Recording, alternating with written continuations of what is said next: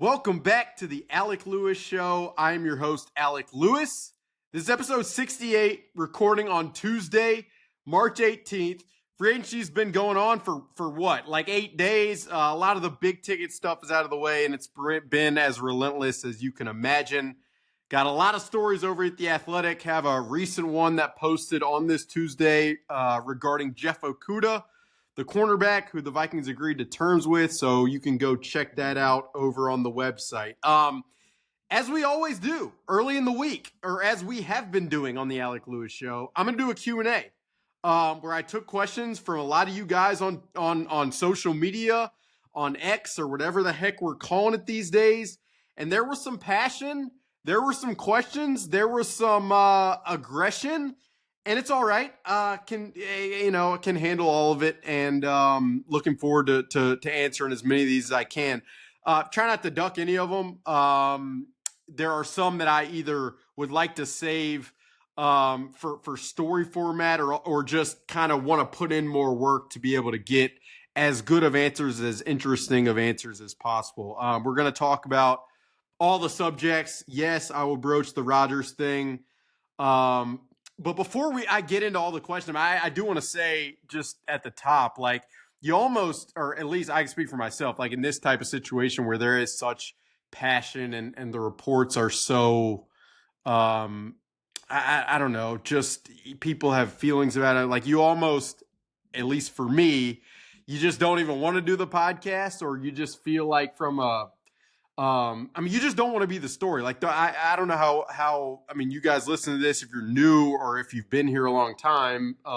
Either way, like, I'm a guy who wanted to do this job when I was a sophomore in high school, not for anything related to breaking news. Like, the fun part of the job for me is when you get to tell stories about people. Like, if you guys go to my Twitter profile and you look at the pinned thing at the top, it's a story that I was honored to do, where I got to go spend time with Kyrie Jackson's family ahead of the playoff game and tell a story about loss and grief. That's why I do the job. It's not to wade into conflicting reports or arguments with folks. I love the games. I love the analysis. And there are times where in this job, it calls for truth telling, even if it's not what a lot of people want to hear. And so, like, I've said multiple places, both in the comment section at the Athletic, on social media, like, for me, the credibility is more important to me than anything. I learned that at a young age, when I was in high school wanting to do this, and I've been able to establish trust over the 10 years that I've tried to do this job, and I don't take that for granted for a second. And so to report something, I have to feel as convicted and confident in that, based upon having a lot of conversations verifying what it is. And so I think it's important for me to say that on the front end, because, like, I don't want, like, the story is Vikings related. I think the truth telling is important to think about the happenings of the organization, because in reality, there's a lot of times where what you report, it would be preferred from some folks in the organization never to see the light of day. And Mike could get into that over the course of this show. But a great example is when I covered the Kansas City Royals for 3 years for The Athletic. My last year wrote a pretty hefty story on pitching development and how poor the processes were within that organization. And it was not easy, but it was the truth that you hope would push things forward. And so that's where I am with it. And I wanted to say that at the outset, so that you guys listen to this and those who have read and stuff know kind of where I stand with this stuff. It's just important to me to get it right. The credibility means everything to me. And so that's kind of where I'll start. As always, this show is presented by First Resource Bank. That is a member FDIC bank in the local Minneapolis area. They've supported the podcast pretty much from the get-go, and I can't thank them enough for it. Tim Siegley, Aaron Siegley, Charlie Anderson, the folks over there, I've met all of them, and I always feel bad I'm leaving a lot of people out, but just really good people. They care about this community. They're very passionate about what they've been able to build with First Resource, and their online banking platform is great. So please go check them out. The links for where you can find branches for kind of how to get involved with their online banking are down below. And they're Vikings fans. So you can talk ball with them, and they probably want to talk about a lot of the subjects that you guys want to discuss here today. Like I said, just really, I made some notes kind of ahead of time. I'm going to go down the list of questions kind of in the order that I see them via social media. And so here we go. I'll start here. Vikings fan page asks, any update on when the press conferences will be for the newly signed players, Kwesi and KOC? Also heard it might be virtual. Any truth to that? What I know is there is no definitive timing on press conferences for all of the recently signed players / the players like Harrison Smith who were re-signed. I think both years over the last 2 years, I've covered the teams beginning in 2022. I think both times Harrison Smith his deal was reworked. He met with media members and talked about the decision to come back and keep playing. And then I vividly remember last year, 2024 offseason, they signed Jonathan Grenard, or agreed to terms with Jonathan Grenard, Andrew Van Ginkel, Blake Cashman. I believe all three of those happened on the same day. And then a couple days later, they were in Minnesota for their physicals, and they did a press conference together, all three of those guys. The year before, I also remember there was a press conference for Josh Oliver, and then there was supposed to be one for Marcus Davenport, but it went by the wayside. So to go back to the question, I don't have any definitive timing on when they're going to do that. In the phrasing from Vikings PR, it said, quote, in the coming weeks. And it was virtual availabilities because those guys they came in last week. All of them, including like a Harrison Smith, as part of his rework deal, he was in town to get his physical done. And so those guys are in and out. And I imagine some will probably be moving up here, but until OTAs, when there's just more of a reason to be here full time, it'd be probably difficult to get them in person. And then as far as Kwesi KOC, the only thing that I have is that Kwesi is supposed to do an in-person media availability. There's no definitive timing on when that may happen. I will also say, because I'm here, NFL league meetings are around March 30th, and I'll be down in West Palm Beach for that. Both the last couple of years, there have been conversations with Kevin O'Connell and Kwesi Adofo-Mensah. So at the very latest, that would probably be the in-person timing that is on the books. So yeah, but it is an interesting aspect of you spend hundreds of $1 million, which, quick aside, big testament to ownership for being willing to shell out that kind of money. I know the salary cap exists, but to be able to structure contracts with void years and stuff, ownership does deserve credit for that. And to spend that much money to revamp the interior of the offensive line, to revamp the interior of the defensive line, to bring in a corner like Isaiah Rodgers. I mean, you almost want those guys to get the shine of they've signed these big deals. They chose this organization. Have them talk about why they chose this organization. But yeah, nothing definitive in that regard. I appreciate the question. Next question comes from Jay Cord, and these were in order, but now I can't find it. Okay. Why did Vikings / Rodgers start? Why did the Vikings Rodgers started only after missing out on bringing back Daniel Jones? We are supposed to believe they pivoted from DJ to Rodgers only after, and that they didn't have discussions before 3/14 when everyone knew he was gone before. Makes no sense. Okay. It's a lot of, I guess the question is why didn't the Rodgers conversation surface earlier? And so I'll just give you what I know. Daniel Jones, that was the priority. Once Sam Darnold left and agreed to terms with the Seahawks, bringing Daniel Jones back on a deal similar to the one that he got from Indianapolis was the priority. Again, it sounded like the money was fairly similar. I do think it was framed to him like he would have had a chance to compete, just like he will in Indianapolis. There was familiarity, obviously, with him having been acquired late last season, to where the offense, the coaching staff, the locker room, all of that stuff was familiar. And ultimately, he chose the Colts. Now, the Vikings also had Nick Mullins as an option, but Nick Mullins was a free agent, and he chose Jacksonville, where he is now going to be a quarterback in a familiar system with Grant Udinski, who's a former Viking staffer who is now the OC over there. And so if Daniel Jones was the priority and potentially Nick Mullins was some kind of quasi fallback, neither of those happened. That's kind of the point at which the Rodgers discussion has come into play. Now, I will tell you, before the Daniel Jones decision was official, long before it, I believe March 8th, to be exact, which is 10 days ago, Diana Rossini, my colleague at The Athletic, put out the idea that if Daniel Jones were to sign with the Colts, Rodgers could become an option. And so it's not as if it just surfaced right after Daniel Jones made a decision.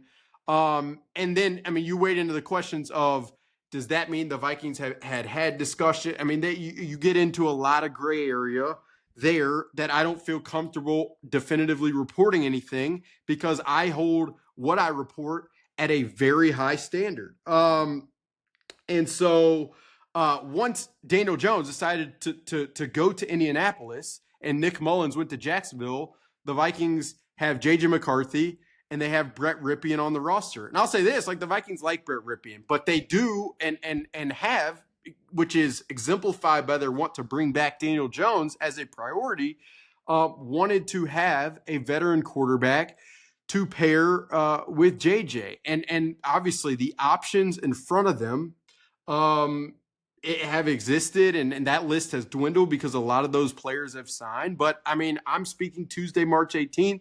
I spoke to the father of a quarterback who is available right now, and it sounded like, I mean, it is a standstill because of the Rodgers conversation, and that's been reported elsewhere. But I'm giving you the direct conversation and an example of a source within the conversations on it. So that's what I'd say about that, is to think that the Rodgers conversation just surfaced after the Daniel Jones decision had been made.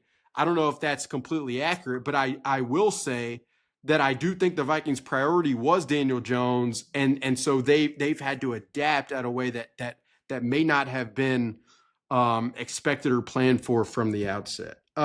Next question comes from a guy named Andrew Grill. He has any predictions for younger players who improve dramatically this year and become major contributors? His ideas are Blackman or Theo Jackson, but curious to hear my opinion. I think those are pretty good names. I mean, Theo, I feel fairly confident about just what he will be capable of if he plays as much as it appears as if he will play as one of the deep half safeties next to Harrison Smith. I mean, this guy, Theo Jackson, every year that I've been here, he has been impressive in spring workouts, in summer workouts, when he's filled in during games throughout the regular season.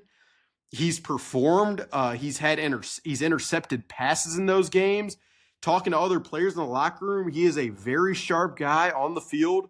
And I think, like, the other players have a lot of respect for him. So the Vikings' decision not to pony up for what it would have costed for Cam Bynum and to potentially have Theo Jackson in that spot, I think speaks to the confidence. So I'm there with him. And then you mentioned Mekhi Blackman. I can't wait to see him after his recovery from the ACL and just what he looks like back on the field, because he could have been a starter last year had it not been for that injury, which was brutal early in training camp. And then the other name that just has stood out to me from the time he arrived is Dwight McGlothern. Like, I mean, he got in a game late in the season against the Bears, kind of garbage time, but he was lined up, across from Keenan Allen and just did not look scared at all. And then when I just remember joint practices in Cleveland, like, the ball skills showed up. He's just not afraid. He's curious. He's a sharp guy. So that's the other name that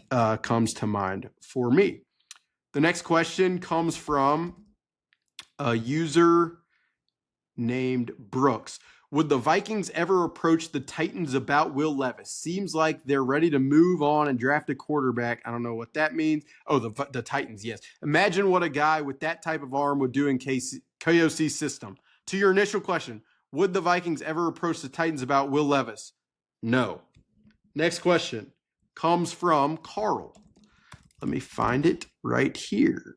Carl asks, many have surmised the Vikings have a quote-unquote big move coming with the $30 million in cap space remaining. But could it actually be that Kwesi is just playing the long game, rolling over cap next year to spend again? Absolutely. So first, let's just talk through the cap because we're here, so we might as well do it. The Vikings on overthecap.com right now, which is the best resource publicly that we have to evaluate where a team is from a cap perspective. It says they have around $33 million in cap space. Now, that figure does not include the reworking of Harrison Smith's deal, the signing of Jeff Okuda, the signing of Tavier Thomas, who's a potential gunner in special teams, the signing of Tim Jones at receiver, or I should clarify, the post-June cut of Garrett Bradbury. So if you add all that up, maybe the figure is around $30 million. And to your question, I think from the outside, and I've just seen this via social media, the inference is, well, they're saving all this money, so there's got to be a major thing coming. I mean, I'll never rule out the reality that something big were to happen because I know how aggressive this front office and this coaching staff and the leadership of this organization is. If there is a player that is young, that could make sense for the future, that fits their timeline, I think they're always willing to pony up big time for that. But I would tell you right now, I've heard, I broached the Sauce Gardner conversation on my last podcast, and I just said I have not heard anything to substantiate that the Jets would be willing. The Jets are shopping Sauce Gardner. Now, he is entering the final year of his rookie contract. If his representatives have negotiated extension, that's not happening. I mean, I could see why from the outside that is a speculation. But all I can tell you is what I've heard is that I have heard nothing of the sort. But you guys remember in 2022, in the middle of the season, the Vikings wanted to strengthen their pass game. So what did they do? They traded for TJ Hawkinson. They absorbed his contract and ultimately provided him an extension. And they were able to do that because of the cap space they had at that point in the season. And so in some ways, having cap space still remaining for 2025 gives you flexibility now and in 2026 because, to your astute point, Carl, they can roll over some of that money. I mean, I'll also say, extensions can't be ruled out for certain players. Restructures can't be ruled out for certain players. And that goes whether you extend a player and front load it. That goes whether you roll some over and then you restructure young players next year. I mean, there are a lot of options to where worrying about the cap number for 2026, which doesn't look spectacular right now, I think there are a lot of levers that this front office and this team can pull to generate more. And so that's where I am on that. I appreciate the question. It was a frequent one, and I thought it was a very good one, so I appreciate the question. David Beecham asked, any analysis/analytics on Jordan Mason, where he went to college, NFL Combine, and why you think he will get 1,500 yards? This guy is explosive! ! I feel we are not giving this deal more acclaim. Well, 1,500 yards. If he does that, David, you have a crystal ball that is very impressive. I agree with you in saying that this deal is kind of an under the radar one, and part of it was probably because it happened at 9 p.m. on a Saturday night amid an absolutely insane week that already included the signings of Jonathan Allen, Javon Hargrave, Ryan Kelly, Will Fries, Isaiah Rodgers, and on and on and on. And so to make that trade that late at night, you're not maximizing your media attention at that point. But I agree with you, David, and it was a very sharp deal. And to the questions regarding why would you go pay a guy who's 25 years old, when this is such an exceptional draft class? Well, the Vikings currently only have 4 picks. They could trade back, generate more.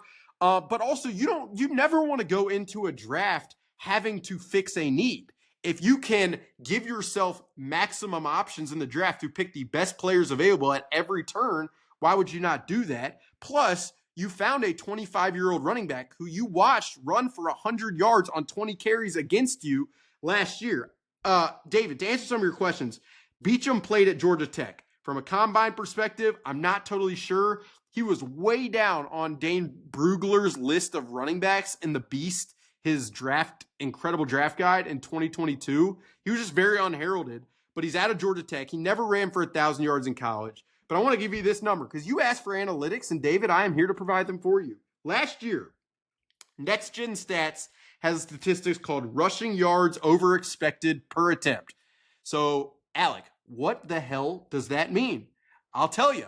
How many yards does the running back generate based upon what was expected with the blocking in front of him and where the defenders were positioned per attempt? Jordan Mason ranked 3rd in the NFL in that statistic last year.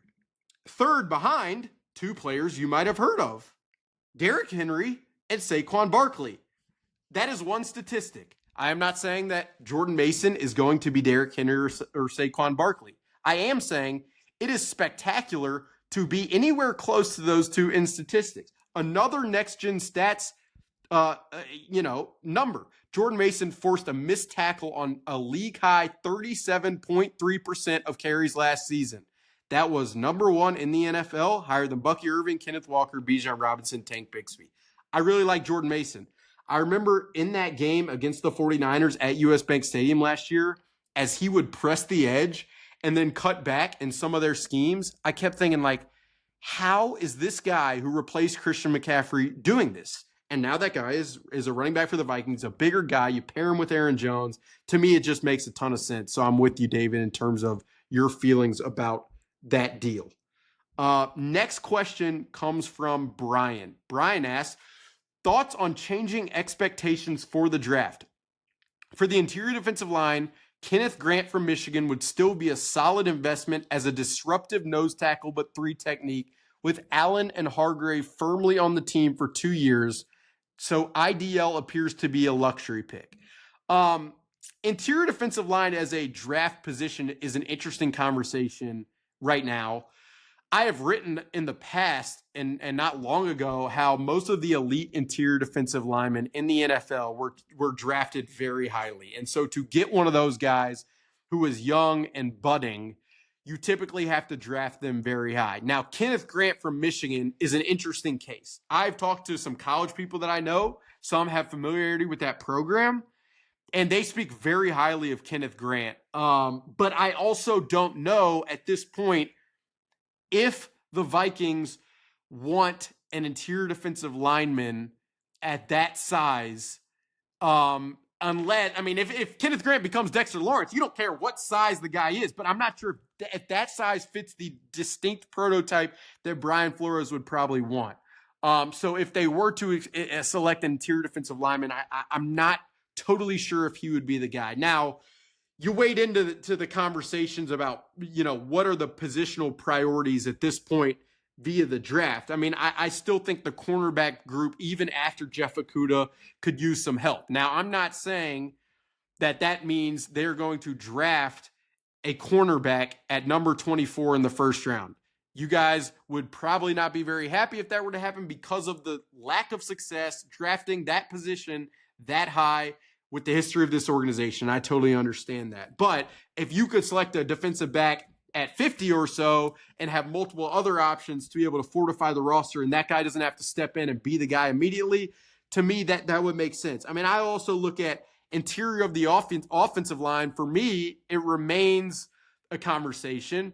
They have not, left guard is a question mark. Blake Brandel, if you are an optimist regarding Blake Brandel, and many of you guys might not be, but I'm just saying, if you were to be, maybe you think he, alongside Ryan Kelly at center and Christian Darrisaw at left tackle, gives him much more an advantage to be better than he was in the back half of the season. And then, Walter Rouse, was drafted as a tackle, but there has definitely been conversation internally about shifting him inside to guard. So he could potentially be an option. And then again, the draft. I mean, there are some interesting interior of the offensive line names. I don't know if they would make sense for certain at 24 or later on, but it's a position I'm watching.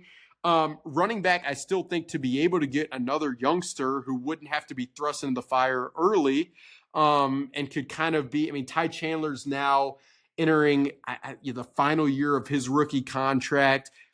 The team has not given him ample opportunity. It could be time you move on there. You get younger with a late round guy or even an undrafted running back.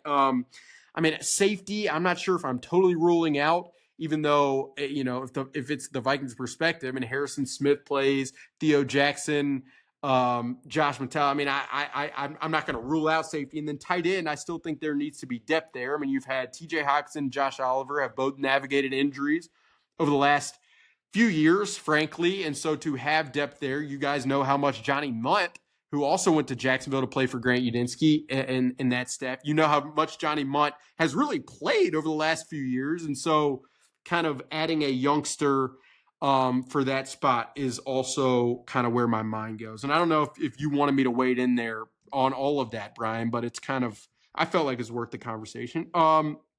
Next question comes from Skuldock. Do you get the sense that the team would like to sign a wide receiver 3 free agent? Well, they agreed to terms with a guy, Tim Jones, on Tuesday, who I hadn't heard much about. He was in Jacksonville last year. The most catches he has ever had in an NFL season is 11 in 2023 for 83 yards. He's never scored a touchdown receiving in the NFL. His size is 6'1", 200. And where you find interest in Tim Jones is he played 300 special team snaps last year, and the Vikings did lose Trent Sherfield to the Denver Broncos. The Vikings wanted to bring back Trent Sherfield. He's represented by the same agent as Byron Murphy Jr. It didn't happen. He chose Denver, so I expect Tim Jones to be a possibility for special teams come 2025. To answer your question, does it make sense for the team to sign a wide receiver 3 free agent? Yes, it does, for multiple reasons. First, we'll see in what happens with Jordan Addison's kind of legal situation, how that plays out. Two, Jalen Naylor is a very capable wide receiver. He separates, he catches the ball. Like, I don't want Jalen Naylor to get lost in the conversation, because there are other teams who would be very happy giving Jalen Naylor probably more opportunity than he's gotten in Minnesota. But you probably do need a receiver who can insert as a run blocker. Justin Jefferson and Jordan Addison, they're willing run blockers, but that's never going to be what they do. And so to have a guy who could fit that type of role would make sense. If that guy can also separate and get open, that's a plus. But yes, now Rondale Moore, who has navigated a rehab from an injury last year. He was with the Falcons, I believe, had been with the Cardinals. He came in for a visit. I'm not ruling that out as a possibility. I'm not sure if everyone's on board with it internally. But that's kind of, my mind is still engaged with that being a discussion, and then things can probably go from there. Next question comes from a guy named Contra something. Hold on. Got to find this question, folks. Oh,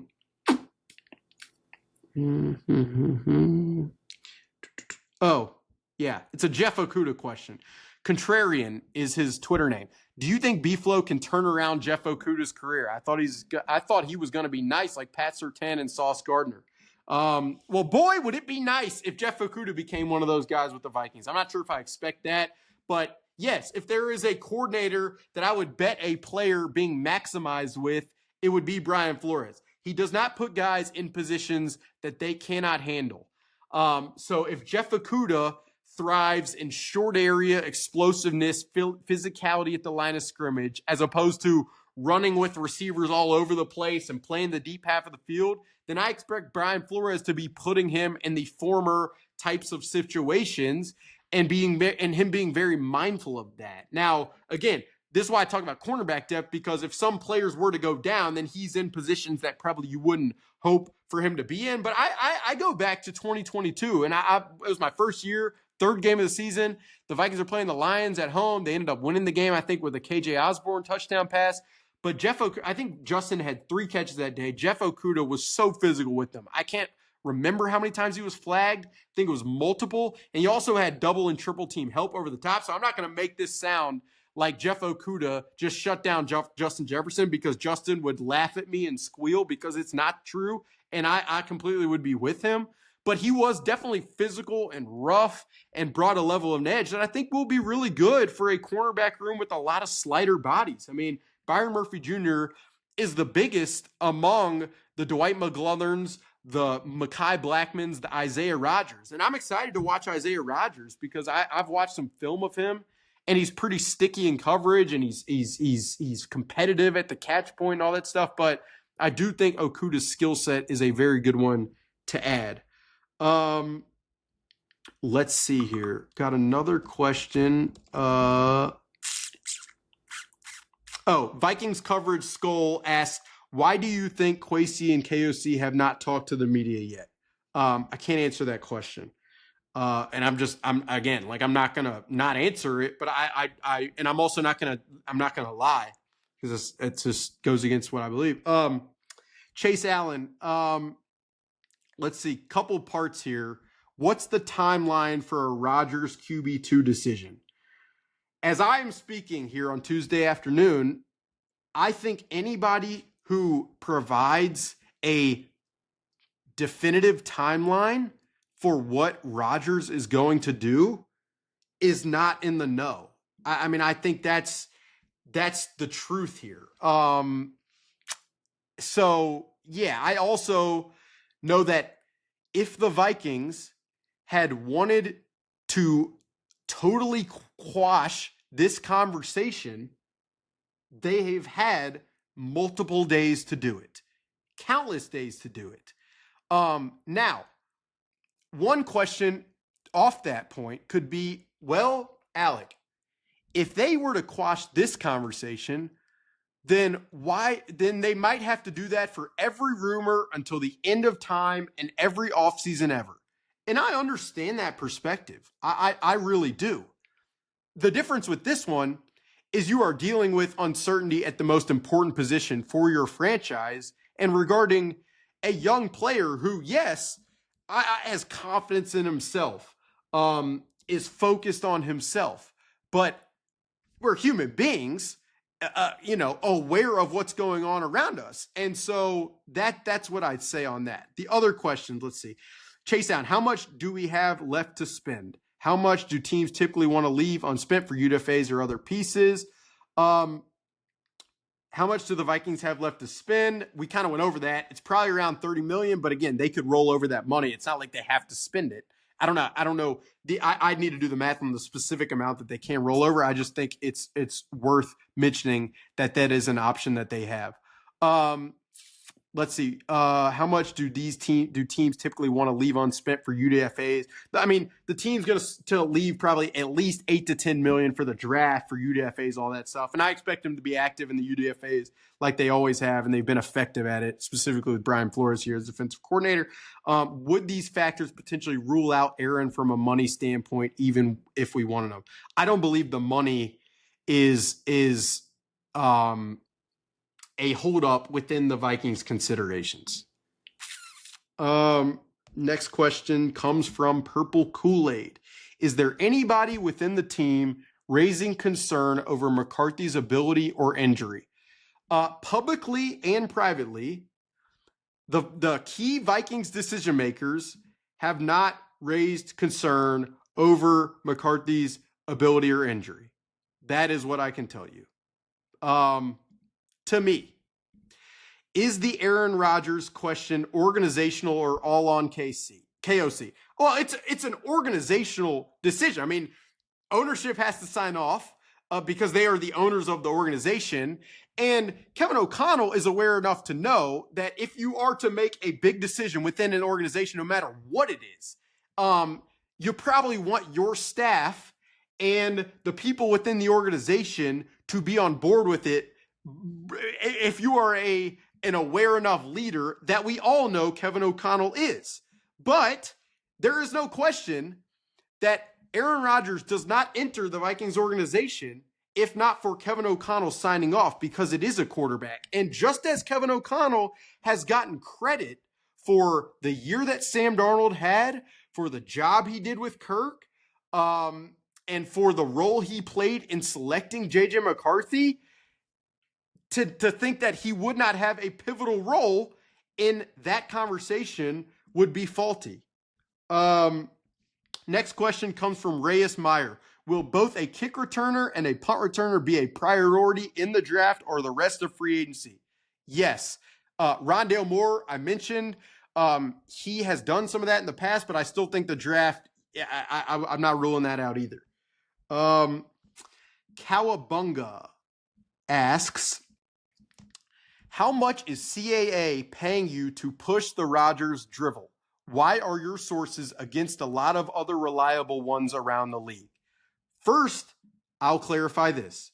Aaron Rodgers, from a contract perspective, is not represented by CAA Sports. He is represented by Dave Dunn at Athletes First. So to think that CAA is pushing anything, again, as I go back to what I said at the top, when I was 16, 17 years old, I would drive my car, and my parents allowed me to do this, and I'm forever grateful for it. And I would go to different cities around Birmingham, Alabama, and I would drive 40 minutes on a Thursday night, and I would go watch a high school game, and I would write it in my car afterwards, and I'd take stats on the sideline. And then I did that as a senior, and I went to conferences and met sports writers, and I went to Missouri because of their journalism school. I took all of the journalism classes. I did 5 internships during college. And then I got the job with The Athletic out of college covering the Kansas City Royals. I covered the Royals for 3 years. This is my 3rd year covering the Vikings. And I have spent every day over the course of that time trying to establish myself as credible, as trustworthy, and as a person who wants to tell the truth and wants to tell good stories and wants to enjoy the passion that a community has for its team, because that's what I grew up with, and it's what I love the most. And so to think that after all of the time that I spent trying to get to the point, the opportunity that I have right now that I take the utmost, I never take for granted, and I have the utmost respect for, and that I would use that, and I would now decide that I'm going to do anything that goes against the ethics that I've always taken in this job, just does not add up. And I the only reason I'm passionate in that response is because of how much I care about the opportunity that I have and the chance to do it the right way. And even if that means reporting things just like I did in Kansas City that go against what people, some people would prefer to be reported, I do it because I go to sleep at night knowing that I'm trying to report the truth and do it the right way. That's kind of what I know to say about that. So we can end it there, probably. We went through a lot. There's more. Like, there are questions about, gap scheme, run game, zone blocking, run scheme. I'm looking forward to dive into a lot of that stuff, which I really love doing over in Stories at The Athletic. We'll probably be here later in the week with the podcast. But like I said, when certain things like this happen, you're tentative because, you just want the story to be what it is. You want the reporting to speak for itself. And that's kind of the approach that I want to take. So that's what we're going to do here on the Alec Lewis Show, which is named after me, and the ego boost is not lost on me anyways. But I appreciate you guys being here and listening.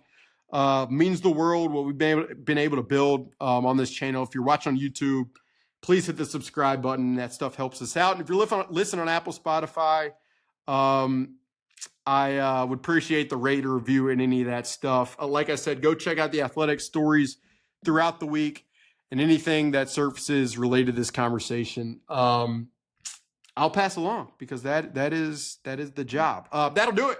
Episode 68 of the Alec Lewis Show. Talk to you guys soon.